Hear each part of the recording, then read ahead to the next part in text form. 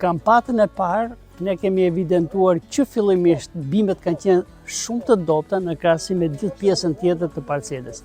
Vendosëm që ta përdorim nitrovivin në këtë pjesë të territorit për arsye që ne të kishim një shëndetësim uniform të bimëve. Ne vëmë re që bimët janë megjithmonë të zhvilluara, lulja është më e hapur, lulëzimi ka mbaruar kati parë, ka filluar kati dytë dhe kemi një uniformitet, domethënë që nuk e dallon me pjesën tjetër të parcelës.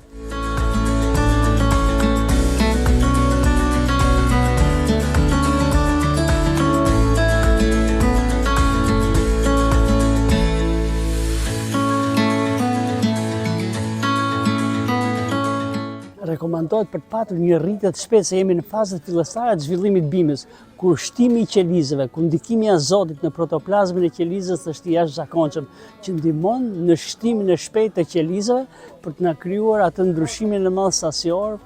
në paraqitjen e bimës dhe në zhvillimin e bimës nga pikpamja e organeve të frutifikimit, të lidhjes kokre, të rritjes kokre deri në pjekjen e tij.